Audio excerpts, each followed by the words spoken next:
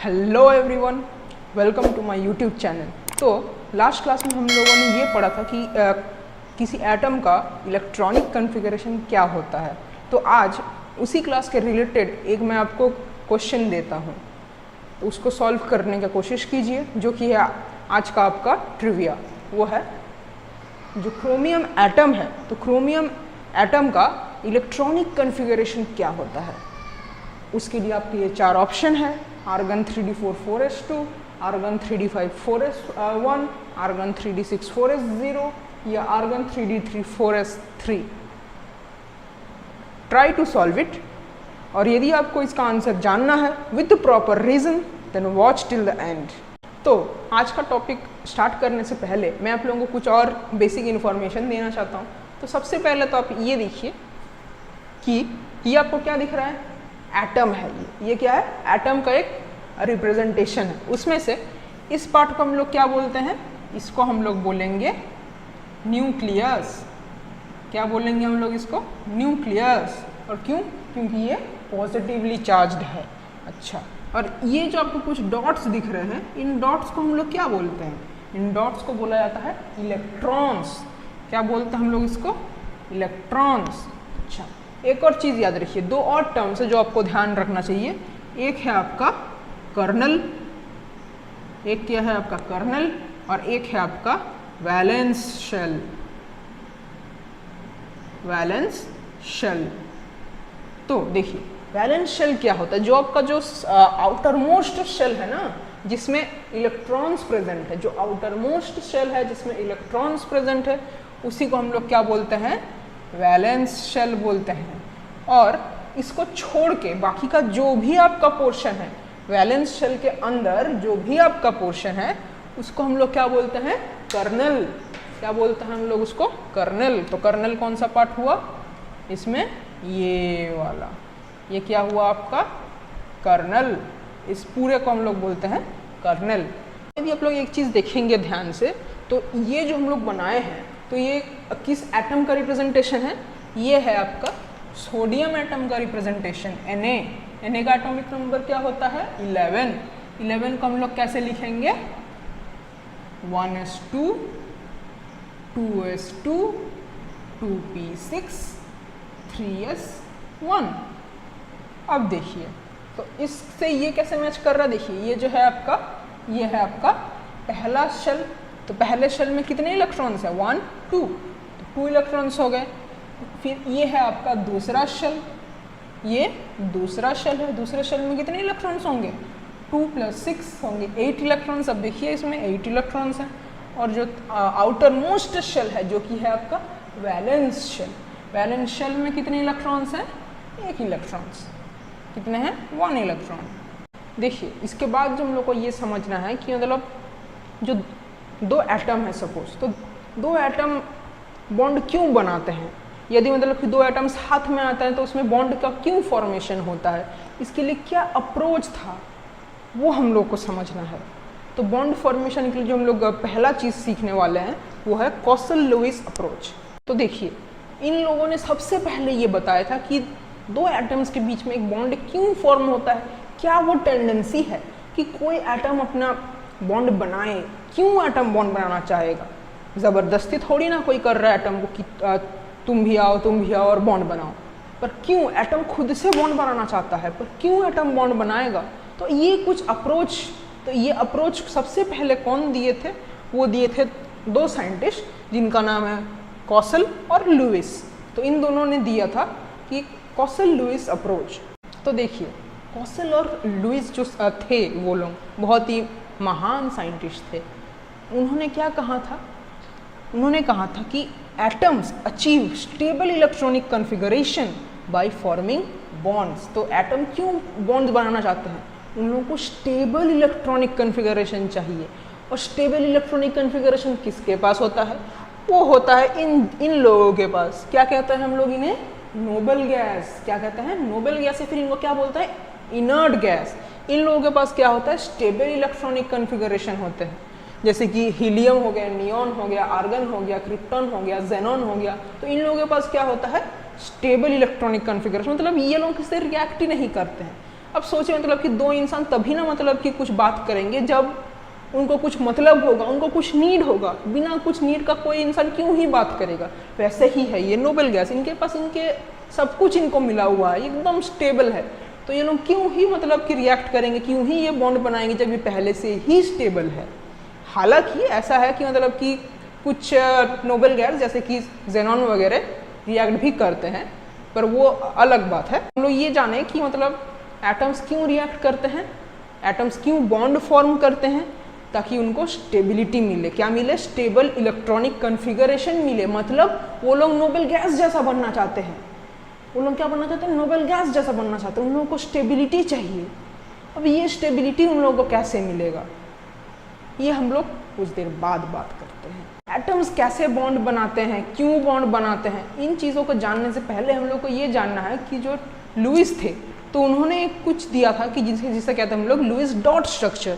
तो वो क्या है? एक रिप्रेजेंटेशन है एटम का, एटम के वैलेंस इलेक्ट्रॉन्स का। क्योंकि हम लोग ये पता है कि वैलेंस इलेक्ट्रॉन ही किस काम में आते हैं? बॉन्ड बनाने के। तो इसीलिए हम लोग वैलेंस इलेक्ट्रॉन को कैसे रिप्रेजेंट करेंगे, उस वही है हम लोग का लुईस डॉट स्ट्रक्चर। तो वैलेंस इलेक्ट्रॉन के अकॉर्डिंग हम लोग कैसे रिप्रेजेंट कर सकते हैं? तो देखिए हाइड्रोजन एटम, हाइड्रोजन में क्या है?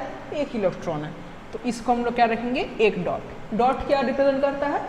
इलेक्ट्रॉन्स। हीलियम में कितने इलेक्ट्रॉन्स हैं? 2 इलेक्ट्रॉन। तो इसको हम लोग कैसे लिखेंगे? ये 1 हो गया, ये 2 हो गया। अब लिथियम में कितने इलेक्ट्रॉन है? देखिए लिथियम में 3 इलेक्ट्रॉन नहीं है, लिथियम के वैलेंस शेल में 1 इलेक्ट्रॉन है। 1s2 2s1, तो 1s2 तो आपका कर्नल में आ गया, 2s1 जो है वो आपका वैलेंस शेल में है। लिथियम का क्या कॉन्फ़िगरेशन होता है? 1s2 2s1। 1s2 किस में आता है? आपका कर्नल में है, वो तो वैलेंस इलेक्ट्रॉन नहीं है। और 2s1 क्या है? आपका वैलेंस इलेक्ट्रॉन। तो लिथियम के कितने होंगे? 1। बेरिलियम में क्या होता है? 1s2 2s2, तो बेरिलियम का कितना होगा? 2। बोरॉन में क्या है? 2s2 2p1, तो वो बोरॉन के वैलेंस शेल में कितने इलेक्ट्रॉन है? 3 इलेक्ट्रॉन। तो बोरॉन का रिप्रेजेंटेशन कैसे होगा? 3 इलेक्ट्रॉन दिखाएंगे। कार्बन का हम लोग देखे थे, कार्बन में कितने होता है? 4 इलेक्ट्रॉन्स। नाइट्रोजन में कितने होता है? 5 इलेक्ट्रॉन्स। नाइट्रोजन में होता है 5 इलेक्ट्रॉन्स। ऑक्सीजन में कितना होता है? ऑक्सीजन में होता है 6 इलेक्ट्रॉन्स। फ्लोरीन में कितना होता है? फ्लोरीन में होता है 7 इलेक्ट्रॉन्स। तो उसके वैलेंस शेल में कितने इलेक्ट्रॉन्स होंगे? 7 इलेक्ट्रॉन्स। नियॉन के वैलेंस शेल में क्या होगा? 8 इलेक्ट्रॉन्स। देखिए हालांकि मतलब नोबेल गैस उतना पार्टिसिपेट करते नहीं है बॉन्ड फॉर्मेशन में या केमिकल रिएक्शन में, तो उनका स्ट्रक्चर उतना कुछ काम का नहीं है, लेकिन तब भी हम लोग के जान के तो रखना चाहिए कि लुईस डॉट स्ट्रक्चर के अकॉर्डिंग इन सब का, इन ऐसे एटम्स का स्ट्रक्चर कैसा होगा। तो ये था लुईस डॉट स्ट्रक्चर। देखिए जो कॉसेल साइंटिस्ट थे उन्होंने क्या कहा था कि जो ज़्यादा इलेक्ट्रोपॉजिटिव एटम होगा वो क्या करेगा? अपने इलेक्ट्रॉन्स को दे देगा। क्या करेगा? अपने इलेक्ट्रॉन्स को लॉस करेगा। वो अपने इलेक्ट्रॉन्स को लॉस करेगा, लॉस ऑफ इलेक्ट्रॉन्स। क्यों? ताकि उसको क्या मिले? नोबेल गैस इलेक्ट्रॉनिक कॉन्फ़िगरेशन मिले। क्या मिले उसको? नोबेल गैस इलेक्ट्रॉनिक कॉन्फ़िगरेशन, ताकि उसको क्या मिले? स्टेबिलिटी मिले। उसी तरह से जो मोस्ट इलेक्ट्रोनेगेटिव एटम है वो क्या करेगा? वो क्या करेगा? इलेक्ट्रॉन को गेन करेगा। वो क्यों गेन करेगा? ताकि उसको क्या मिले? नोबेल गैस इलेक्ट्रॉनिक कॉन्फ़िगरेशन मिले। ताकि उसको क्या मिले? Noble gas electronic configuration. उससे क्या होगा? उससे उसको स्टेबिलिटी मिलेगा। अब देखिए इसको एक एग्जांपल से समझते हैं। सपोज कीजिए हम लोग के पास है एटम नोबेल गैस, वो है हम लोग के पास नियॉन। नियॉन का एटॉमिक नियॉन के नंबर ऑफ इलेक्ट्रॉन्स कितने होंगे? 10। मतलब नियॉन का एटॉमिक नंबर है 10, तो उसका नंबर ऑफ इलेक्ट्रॉन्स कितने होंगे ग्राउंड स्टेट में? 10। एक है हम लोग के पास इलेक्ट्रोपॉजिटिव एटम, वो क्या है हम लोग के पास? सोडियम। सोडियम का इलेक्ट्रॉन नंबर ऑफ इलेक्ट्रॉन्स क्या है? 11। एक है हम लोगों के पास इलेक्ट्रोनेगेटिव एटम, जो है हम लोग के पास सपोज कीजिए फ्लोरीन। फ्लोरीन का एटम नंबर ऑफ इलेक्ट्रॉन्स क्या है? 9। फ्लोरीन का एटॉमिक नंबर है 9। अब देखिए हम लोग इसे एक एग्जाम्पल से समझते हैं। सपोज कीजिए हम लोग के पास है नियॉन, नियॉन क्या है हम लोग के पास, नोबल गैस। नोबल गैस का एटॉमिक नंबर क्या है 10, तो उसके नंबर ऑफ इलेक्ट्रॉन्स क्या होंगे 10। इसका मतलब क्या है 10 इलेक्ट्रॉन्स होंगे, तो वो स्टेबल इलेक्ट्रॉनिक कॉन्फ़िगरेशन है। एक हम लोग के पास इलेक्ट्रोपॉजिटिव एटम जो है सोडियम, सोडियम का नंबर ऑफ इलेक्ट्रॉन्स है 11। एक हम लोग के पास इलेक्ट्रोनेगेटिव एटम जो है फ्लोरीन, फ्लोरीन का एटॉमिक नंबर क्या है 9, तो उसका नंबर ऑफ इलेक्ट्रॉन्स क्या होंगे 9। अब देखिए तो इसमें क्या बोला है, electropositive atom will lose electron to get noble gas configuration. तो ये क्या करेगा, सोडियम एक इलेक्ट्रॉन को ये लूज कर जाएगा, ये क्या करेगा एक इलेक्ट्रॉन लूज कर जाएगा, लूज कर जाएगा तो इसमें क्या बचेगा सोडियम प्लस, पहले इसमें कितने इलेक्ट्रॉन थे 11, अब कितने इलेक्ट्रॉन है 10। और ये क्या बोला है मोस्ट इलेक्ट्रोनेगेटिव एटम क्या करेगा, गेन करेगा इलेक्ट्रॉन को, तो ये क्या करेगा इलेक्ट्रॉन को गेन करेगा, गेन करने के बाद क्या बन जाएगा F माइनस, इसमें कितने इलेक्ट्रॉन्स होंगे 10।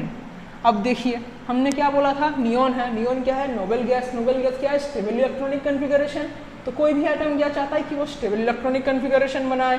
तो देखिए सोडियम ने क्या किया, एक इलेक्ट्रॉन को लॉस किया, एक इलेक्ट्रॉन को लूज किया, उसके पास कितने बच्चे इलेक्ट्रॉन 10 जो कि है नोबल गैस के इलेक्ट्रॉनिक कॉन्फ़िगरेशन जैसा। तो ये क्या हुआ स्टेबल। फ्लोरीन क्या है, उसने क्या किया एक इलेक्ट्रॉन को गेन किया, फिर उसके इलेक्ट्रॉन कितने हो गए 10, वो भी क्या है नोबल गैस इलेक्ट्रॉनिक कॉन्फ़िगरेशन। तो ये भी क्या हो गया स्टेबल हो गया। उसी तरीके से देखिए अब इलेक्ट्रोनेगेटिव एटम्स में देखिए, तो फ्लोरीन क्या करेगा, फ्लोरीन के पास 9 इलेक्ट्रॉन है, वो किसके तरफ जाना चाहेगा, वो बनना चाहेगा नियॉन जिसके पास है 10 इलेक्ट्रॉन। और क्लोरीन क्या करेगा, क्लोरीन के पास है 17 इलेक्ट्रॉन्स, उसका नियरेस्ट नोबल गैस क्या है आर्गन, आर्गन के पास है 18 इलेक्ट्रॉन। तो क्लोरीन किसके जैसा बनना चाहेगा आर्गन के जैसा, फ्लोरीन किसके जैसा बनना चाहेगा नियॉन के जैसा। इनके लिए इनको क्या करना पड़ेगा, एक एक इलेक्ट्रॉन गेन करना पड़ेगा, एक एक इलेक्ट्रॉन को अपने अंदर लेना पड़ेगा। उसी तरीके से देखिए सोडियम क्या करेगा, किसके जैसा बनना चाहेगा नियॉन, उसका एटॉमिक नंबर क्या है 11, नियॉन का है 10। उसी तरह से देखिए पोटेशियम, पोटेशियम का इलेक्ट्रॉनिक कॉन्फ़िगरेशन क्या है 19, number of atoms 19, nearest noble gas क्या है आर्गन, उसका है 18। तो पोटेशियम किसके जैसा बनना चाहेगा इलेक्ट्रॉन के जैसा, उसके लिए क्या करना पड़ेगा, उसको एक इलेक्ट्रॉन उसको माइनस करना पड़ेगा, माइनस एक इलेक्ट्रॉन उसको रिलीज करना पड़ेगा, एक इलेक्ट्रॉन उसको लॉस करना पड़ेगा। अब देखिए हम लोग ये जानेंगे कि जो कॉसेल के अकॉर्डिंग आयनिक बॉन्ड कैसे होते हैं, आयनिक बॉन्ड क्या है आज हम लोग देखेंगे। देखिए आयनिक बॉन्ड में हम लोग कैसे जानेंगे, देखिए एक है हम लोग के पास सोडियम एटम, एक है क्लोरीन एटम। अब सोडियम एटम के पास क्या है 11 इलेक्ट्रॉन, उसके वो क्या चाहेगा अपना स्टेबिलिटी गेन करना चाहेगा, उसके लिए उसको क्या करना पड़ेगा एक इलेक्ट्रॉन को हटा देना पड़ेगा, एक इलेक्ट्रॉन को लॉस करना पड़ेगा। और दूसरी तरफ क्या है क्लोरीन, क्लोरीन के पास है 7 इलेक्ट्रॉन्स, वो क्या करेगा अपने तरफ एक और इलेक्ट्रॉन लेना चाहेगा ताकि उसका एटॉमिक नंबर हो जाए 18 जो कि है आर्गन का, जो कि है स्टेबल इलेक्ट्रॉनिक कॉन्फ़िगरेशन। तो सोडियम को देना है एक इलेक्ट्रॉन, क्लोरीन को लेना है एक इलेक्ट्रॉन, तो इसीलिए क्या होगा इन दोनों के बीच में समझौता होगा। तो ये सोडियम क्या बोलेगा कि क्लोरीन तुम मेरा ये एटम ले लो, तो इससे तुमको भी फायदा है मुझे भी फायदा है। तो सोडियम क्या बोलेगा ये अपना इलेक्ट्रॉन देगा, क्लोरीन बोलेगा हाँ हाँ दो दो, मैं तो इलेक्ट्रॉन लेने के लिए ही आया हूँ। तो क्या होगा ये जो इलेक्ट्रॉन था अब वो जाके क्लोरीन के पास आ गया, तो क्लोरीन का भी क्या हो गया नोबेल गैस कॉन्फ़िगरेशन हो गया, सोडियम का भी क्या हो गया नोबेल गैस कॉन्फ़िगरेशन हो गया, तो दोनों खुश। इसके साथ साथ एक और चीज़ हुआ है, देखिए सोडियम के पास पहले कितने थे 11 इलेक्ट्रॉन, एक इलेक्ट्रॉन उसने दे दिया। इलेक्ट्रॉन के पास क्या होता है नेगेटिव चार्ज, तो एक नेगेटिव चार्ज उसके पास कम हो गया, तो सोडियम पे क्या चार्ज आएगा पॉजिटिव चार्ज जाएगा, तो सोडियम क्या होगा पॉजिटिवली चार्ज हो जाएगा। क्लोरीन के पास था मतलब उसके पास 17 इलेक्ट्रॉन्स थे, अब उसने एक और इलेक्ट्रॉन ले लिया 18 करने के लिए, इलेक्ट्रॉन क्या है नेगेटिवली चार्ज, तो क्लोरीन के पास कितने चार्ज आ गए एक, उसके पास नेगेटिव चार्ज ज़्यादा आ गया। तो क्लोरीन के पास क्या होगा, नेगेटिव चार्ज। अब देखिए दोनों ने तो अपने स्टेबिलिटी गेन कर लिया नोबेल गैस जैसा। इसके बाद क्या देखिए, एक है पॉजिटिव चार्ज, एक है नेगेटिव चार्ज, दोनों के बीच में क्या होगा, अट्रैक्शन होगा। तो क्या होगा, ये सोडियम प्लस और ये Cl माइनस, क्लोरीन माइनस, ये दोनों अट्रैक्ट होंगे और अट्रैक्ट होते ही ये क्या होगा, बॉन्ड फॉर्मेशन होगा। याद कीजिए हम लोगों ने क्या बताया था केमिकल बॉन्डिंग का डेफिनेशन, कि ये क्या है, force of attraction between atoms. ये क्या है, force of attraction between atoms. तो ये ऐसे ही बनते हैं आयनिक बॉन्ड। तो अब देखिए हम लोग ऑक्टेट रूल को समझेंगे कि ऑक्टेट रूल क्या है। ऑक्टेट रूल ये कहता है कि जैसे देखिए इससे पहले हम लोगों ने क्या देखा था, नोबेल गैस के पास क्या होता है, स्टेबल इलेक्ट्रॉनिक कॉन्फ़िगरेशन है ना, जिसके लिए वो स्टेबल होते हैं। तो जब हमने उसमें कुछ स्टडी किया तो उसमें ये पाया कि जो सारे नोबेल गैस है एक्सेप्ट हीलियम, इनमें क्या है, जो आउटर शेल है जिसको हम लोग बोलते हैं वैलेंस शेल, तो वैलेंस शेल में क्या होता है 8 इलेक्ट्रॉन, बस हीलियम में क्या होता है वैलेंस शेल में 2 इलेक्ट्रॉन। तो सारे एटम्स क्या करते हैं कि वो अपना वैलेंस शेल में 8 इलेक्ट्रॉन्स को अटेन करने का ट्राई करते हैं। इसी को हम लोग क्या बोलते हैं, 8 मतलब ऑक्टेट। तो क्या आता है, ऑक्टेट रूल मतलब 8 इलेक्ट्रॉन्स को आउटर मोस्ट जो हम लोग का वैलेंस शेल होता है उसमें 8 इलेक्ट्रॉन्स रखना चाहते हैं, उसको हम लोग बोलते हैं ऑक्टेट रूल। बस हाइड्रोजन के लिए क्या होता है, वो हीलियम जैसा बनना चाहता है, मतलब उसके वैलेंस शेल में वो 2 इलेक्ट्रॉन रखना चाहता है, वो है हम लोग का डबलेट रूल। तो ऑक्टेट रूल क्या है, ऑक्टेट रूल कहता है कि एटम्स जब कंबाइन कर, जैसे हम लोग NaCl में देखे थे, तो वो क्या करते हैं, इधर वो ट्रांसफर करते हैं या वो शेयरिंग करते हैं। किसका शेयरिंग करते हैं या ट्रांसफर करते हैं, वो करते हैं वैलेंस इलेक्ट्रॉन्स का। और किस लिए करते हैं, ताकि वो क्या बनाए, स्टेबल ऑक्टेट इलेक्ट्रॉनिक कॉन्फ़िगरेशन। तो स्टेबल इलेक्ट्रॉनिक कॉन्फ़िगरेशन तो है, वो ऑक्टेट इलेक्ट्रॉनिक कॉन्फ़िगरेशन, मतलब उसमें 8 इलेक्ट्रॉन्स होंगे, किसमें, वैलेंस शेल में। ये है ऑक्टेट रूल। अब इसको देखिए एक एग्जांपल से समझते हैं। सोचिए एक हम लोग लेते हैं आयनिक कंपाउंड का, एक लेते हैं हम लोग कोवैलेंट कंपाउंड। अब देखिए NaCl को ही हम लोग देख लेते हैं। NaCl क्यों स्टेबल है ऑक्टेट रूल के हिसाब से, देखिए सोडियम के पास कितने इलेक्ट्रॉन्स होते हैं वैलेंस शेल में, 1, यह है उसका लुईस डॉट स्ट्रक्चर। क्लोरीन के पास कितने होते हैं, 1 2 3 4 5 6 और 7। तो सोडियम इसको हटा देना चाहता है ताकि उसके पास कितने इलेक्ट्रॉन्स बचे, उसका ऑक्टेट पूरा हो जाए। तो सोडियम क्या करता है, अपने इस इलेक्ट्रॉन को ट्रांसफर कर देता है, क्लोरीन का भी ऑक्टेट पूरा हो जाएगा, 8 इलेक्ट्रॉन्स होगा। तो इसके बाद क्या होगा, ये NaCl का ये बॉन्ड बन जाएगा। ये ऑक्टेट रूल से स्टेबल है। क्यों, सोडियम का देखिए इलेक्ट्रॉनिक कॉन्फ़िगरेशन क्या है, उसका हर एक शेल में कितना है, पहला शेल में 2 इलेक्ट्रॉन, दूसरे में 8 इलेक्ट्रॉन, टोटल 10 इलेक्ट्रॉन्स हो गए। ये स्टेबल कॉन्फ़िगरेशन है। क्लोरीन का देखिए पहला शेल में 2 इलेक्ट्रॉन, दूसरे में 8 इलेक्ट्रॉन, तीसरे में 8 इलेक्ट्रॉन, 18 इलेक्ट्रॉन हो गया। आर्गन जैसा ये भी स्टेबल हो गया। एक और एग्जाम्पल देखते हैं हम लोग F2 या Cl2। ये कंपाउंड कैसे स्टेबल है, अब देखिए Cl2 का स्ट्रक्चर सोचिए। ये है हम लोग का एक Cl एटम, ये है हम लोग का एक Cl एटम। इसके पास कितने इलेक्ट्रॉन्स है, 1 2 3 4 5 6 7 वैलेंस इलेक्ट्रॉन्स है। दूसरे Cl के पास भी 7 वैलेंस इलेक्ट्रॉन होगा, 1 2 3 4 5 6 7। और देखिए ना तो इसका ऑक्टेट कंप्लीट है ना तो इसका ऑक्टेट कंप्लीट है। अब ये दोनों Cl यदि एक बोलेगा कि मैं तुमको डोनेट कर देता हूँ, मैं तुमको 1 इलेक्ट्रॉन दे देता हूँ, तो एक का तो ऑक्टेट कंप्लीट हो जाएगा, लेकिन इसका तो 6 इलेक्ट्रॉन बच जाएगा, वो तो ऑक्टेट कंप्लीट नहीं हुआ। यदि ये बोलेगा कि नहीं मैं दे देता हूँ तुमको इलेक्ट्रॉन, तुम रख लो, तो इसका ऑक्टेट नहीं कंप्लीट होगा। तो इसीलिए ये लोग क्या करते हैं, ये लोग शेयरिंग कर देते हैं। ये लोग क्या करते हैं, इलेक्ट्रॉन को शेयरिंग, कि तुम भी रखो मैं भी रखूँगा, दोनों के पास होगा, जिसको ज़रूरत पड़ेगा वो लेगा। तो क्या होता है, क्लोरीन के पास कितने इलेक्ट्रॉन आ जाते हैं, 8, और इस क्लोरीन के पास भी कितने इलेक्ट्रॉन आ जाते हैं, 8। तो इसी तरह से होता है ये शेयरिंग। तो शेयरिंग से क्या होगा, इसके पास भी 8 इलेक्ट्रॉन है, ये भी स्टेबल इलेक्ट्रॉन कॉन्फ़िगरेशन हो गया ऑक्टेट रूल से। और इसके पास भी 8 इलेक्ट्रॉन है, तो ये भी स्टेबल इलेक्ट्रॉनिक कॉन्फ़िगरेशन हो गया ऑक्टेट रूल से। तो इसी के साथ हम लोग इस वीडियो का एंड करते हैं। और जो मैंने ट्रिविया पूछा था आपसे वीडियो से पहले, उसका आंसर आपको इसके बाद मिल जाएगा। आई होप आप सब ने इसको सॉल्व करने का कोशिश किया होगा, और आप में से शायद से कई लोगों को इसका आंसर पहले से पता भी हो सकता है, पर इस बार हम लोग इसको मतलब कि एकदम डिटेल्स में समझेंगे कि ऐसे क्यों होता है, क्या इसके रीजंस है और क्या ऐसे और एग्जाम्पल्स है। आप सभी लोगों को पता होगा कि क्रोमियम जो है, तो क्रोमियम का एटॉमिक नंबर क्या होता है? क्रोमियम का एटॉमिक नंबर होता है 24। क्रोमियम का क्या होता है? Atomic number 24। तो 24 को हम लोग इसका इलेक्ट्रॉनिक कॉन्फ़िगरेशन लिखेंगे कैसे? पहले तो हम लोग क्या लिखेंगे इसमें? आर्गन, जो कि हम लोग का इसका नियरेस्ट नोबल गैस, और आर्गन का एटॉमिक नंबर क्या होता है? 18। आर्गन का क्या होता है? Atomic number 18। तो 18 इलेक्ट्रॉन्स इसमें पहले भर गए, आर्गन का जो कॉन्फ़िगरेशन होता है उस हिसाब से, और बचे कितने हम लोगों के पास? 24 माइनस 18 क्या होता है? 6 इलेक्ट्रॉन्स बचे हैं, और इन 6 इलेक्ट्रॉन्स को हम लोग को कैसे भरना है? वो भरना है हम लोग को 3D में भरना है, और किस में भरना है? हम लोगों को 4s में भरना है। तो इसको हम लोग कैसे फिल करेंगे देखिए, तो 3D में है और 4s में। तो आप सभी लोगों को देखने में ये लगता होगा कि पहले तो 4s भरता है, तो 4s में हम लोग डाल देंगे 2 इलेक्ट्रॉन्स, और बाकी जो बचे हैं 4 इलेक्ट्रॉन्स हम लोग 3D में डाल देंगे। पर वहीं पर गड़बड़ है, देखिए, तो वही आपका ये गलत ऑप्शन है। अच्छा, एक और चीज़ देखिए, ये जो क्वेश्चन है कि इलेक्ट्रॉनिक कॉन्फ़िगरेशन क्या होता है, तो ये वाला ऑप्शन आप गौर से देखिए। पहली बात तो ये कि 3D3 तो ठीक है, 4s3 का भी होता है। मैंने क्या बताया था? जो s ऑर्बिटल होता है, s ऑर्बिटल का मैक्सिमम कितने इलेक्ट्रॉन्स होते हैं?